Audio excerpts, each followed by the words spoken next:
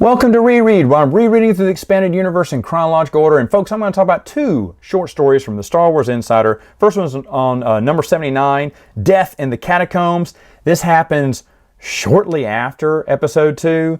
Jedi Jill Somte is exploring Geonosis because, remember, I can't remember the king or whatever of the Geonosians said there he had everyone retreat to the catacombs. So they're searching the catacombs not just for those Geonosians, but for other super weapons they may have hidden down there, or plans or whatnot. It's kind of smart when you think about it. So she's one of the Jedi search teams that goes down in there. She talks to a Republic who's head of the archaeologist or whatever, who's head of the project. But then she said, yeah, there's a traitor here for the Geonosians. And she introduces him to the human male traitor. And she says, yeah, but he's helping us because the Geonosians don't pay very well. Well, right after saying that, she hands the Jedi Knight a helmet, a clone trooper helmet. Goes, oh, by the way, we're actually working on some stronger clone trooper helmets here because there were some incidents on the first battle here. So put on this clone helmet and tell me what you think. So she puts on the clone helmet and goes, yeah, it fits really nice. And then gas is released in the mask. And she goes, oh no, it was a trap. How dumb are you? Anyway, she passes out and it turns out that the Republic pays poor as well. So she is betraying them and she is trying to find, I don't know, some kind of super weapon that's in the catacombs. She takes the Jedi and her partner, who was a traitor of the Geonosians, who was the Geonosians traitor, and ties them up and leaves them somewhere deep into the catacombs where they have to fight to get out, right? Fight to survive. There's a Nexu that's after them too. So they're trying to get out of these catacombs. They got to trust each other. The other guy's name is Pandor.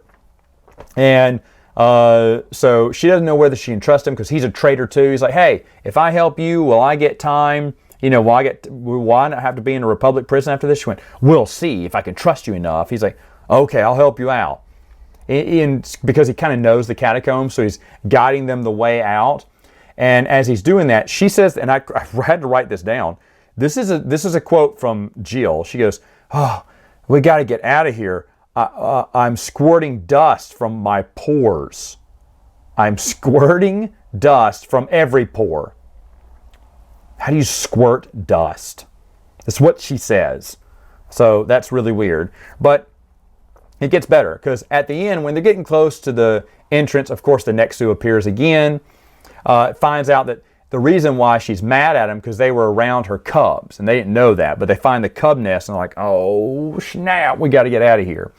Well, then while they found the entrance, that's when he decides to kiss her, and the Jedi goes, and his mustache tickles. What? Suddenly you're in love with this crook? What's going on? But don't worry, because he betrays her. He holds up a blaster. He's like, I'm sorry, but I don't think a Jedi's word is going to get me out of a Republic prison. She went, I knew I couldn't trust you. Really? Because you were kissing him and liking it. And he even says, you must be the biggest fool Jedi ever. And I'm like, yeah, I agree. She's dumb. But don't worry, because the Nexu comes up from behind the man and kills him. That was the death in the catacombs. And then she gets out to the light. Yay! Stupid. The next one is from Star Wars Insider number 66. It's called Elusion. Basically, it's, illusion meaning to escape or get away. Illusion, like a vision that's not real. I like that play on words, right? Michael Stackpole wrote this one. I don't remember it very well because when I saw Michael Stackpole, I was like, oh, this is going to be good. Not really.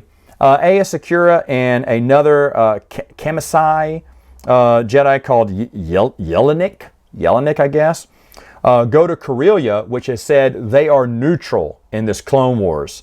They're not with the Separatists, they're not with the Republic, they're neutral. So all the refugees can go there. Where there's a refugee called Tane, and he has some secrets that the Separatists want, so the Republic has to get to him first.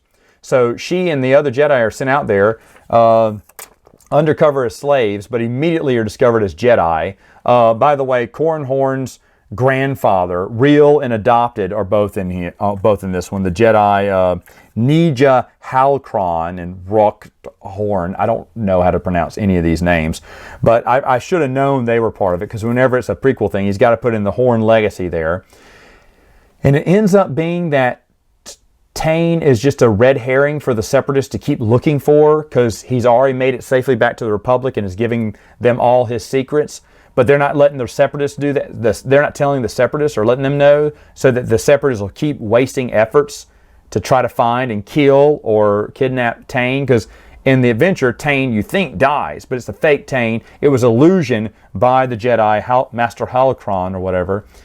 And I don't know, it's not very good. Nothing really happens in it. This happens 1 week after the Attack of the Clones. It says 1 week after the Battle of Geonosis.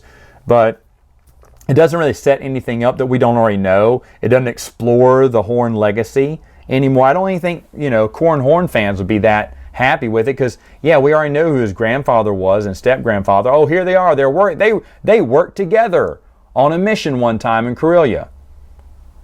Okay, so it's kind of sad, because Stackpole I was excited to see. I was like, man, I don't remember this one. Now I know why.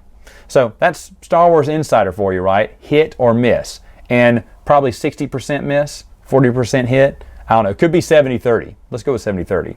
All right, folks. I'll see you next time.